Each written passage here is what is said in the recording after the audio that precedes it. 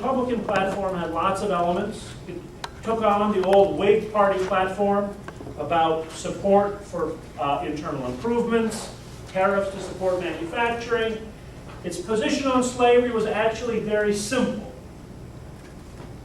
Slavery, Lincoln insisted, was in the Constitution.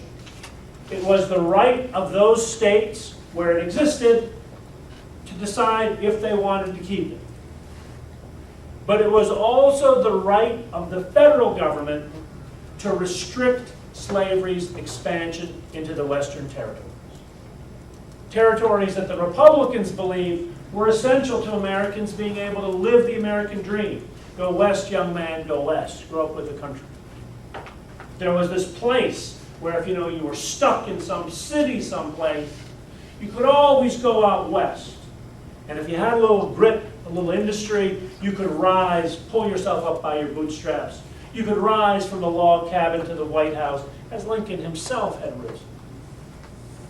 Then, as now, that story Americans tell themselves is largely mythical.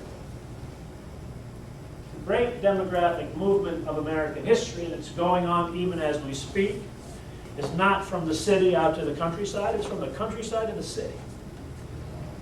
Nonetheless, it still remains a crucial part of the story we tell ourselves. And if those Western territories would be cluttered up with slaves, the opportunity for that individual to go west, get a bit of land, rise by his own labor, would evaporate. So that's the Republican position.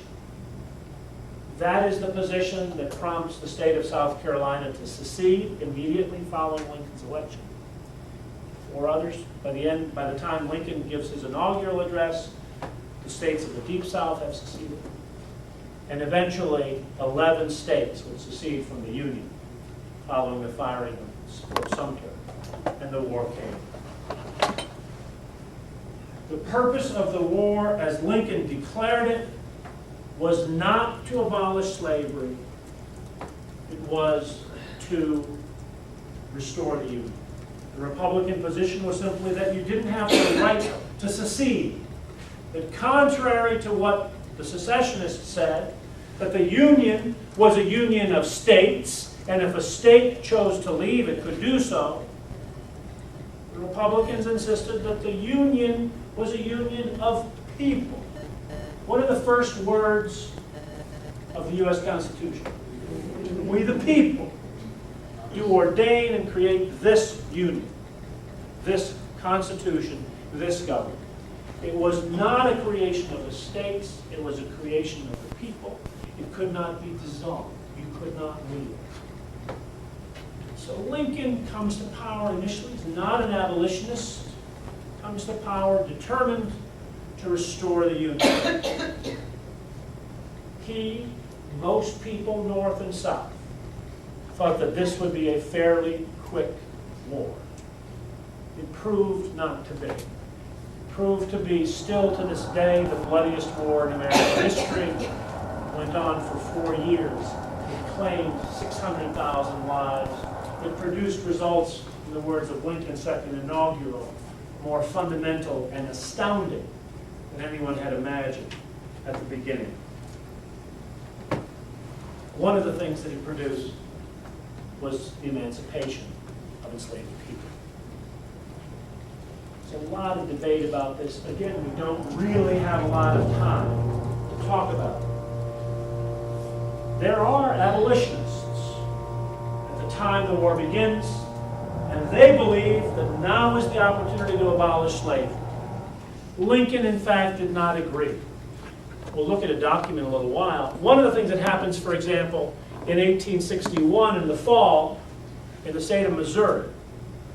Missouri, you guys learned about this last year, was one of 4 states with slaves that did not secede. So-called border states. Anybody name them? Yeah. Okay. Missouri, Maryland, Kentucky, Delaware, and That's it. That's it. Okay. You got it. 4. Ooh, Exactly. okay. Now, from the perspective of the Union, these things were really important, right? Because first of all, these are part of the Union.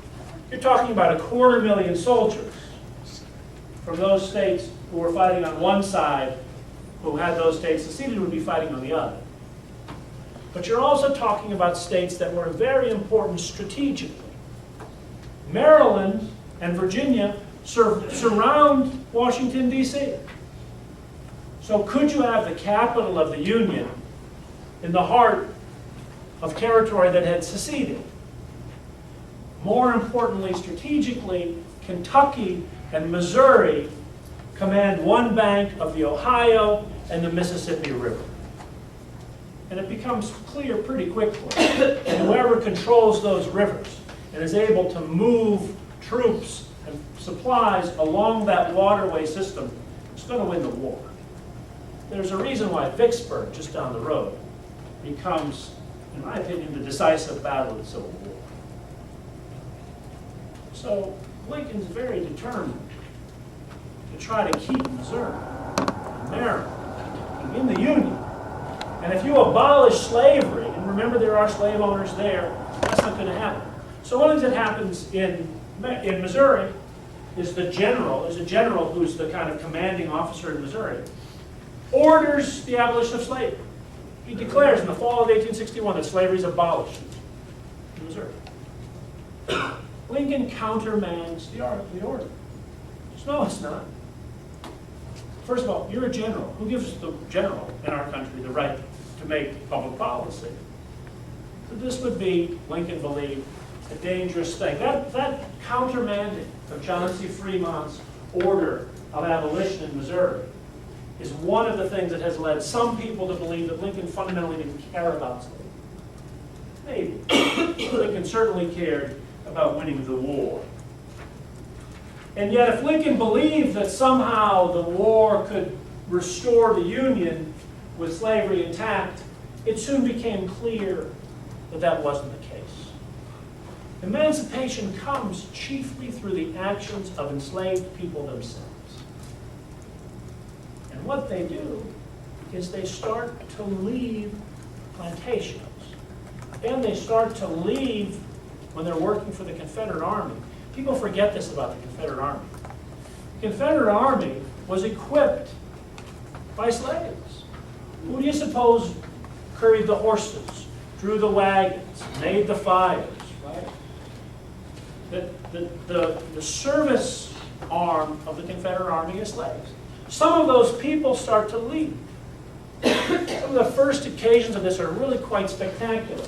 There's one very famous case near a Union fortification. I think it's in Virginia. But it's still, the Union had still defended this fortification. And the Union commanders can see the Confederate forces building fortifications opposite.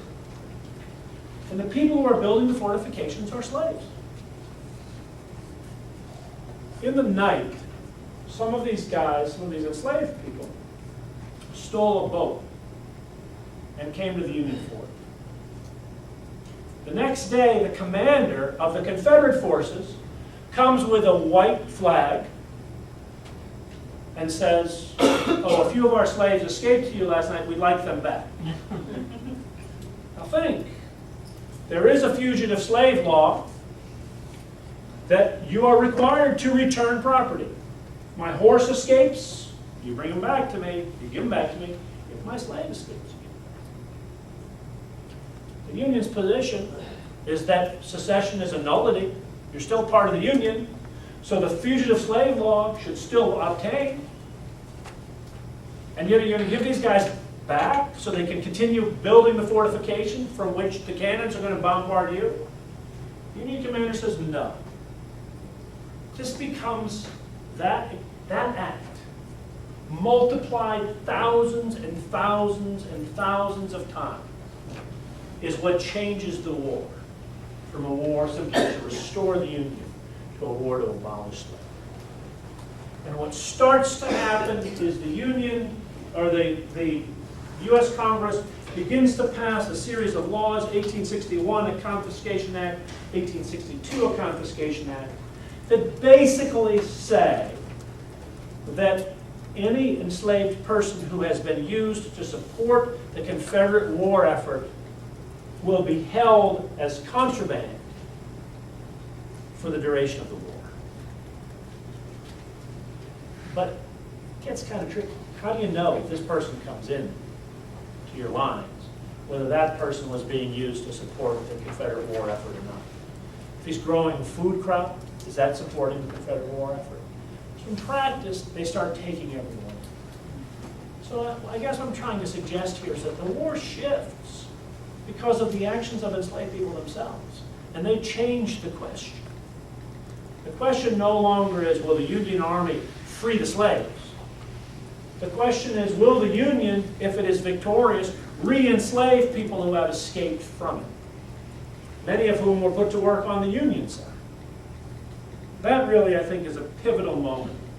By 1862, Lincoln is persuaded that the war has opened new possibilities, constitutional. And that even though the Constitution says that it's the state's prerogative to tell whether or not they want slavery, that his power as commander-in-chief might give him authority that he otherwise wouldn't have.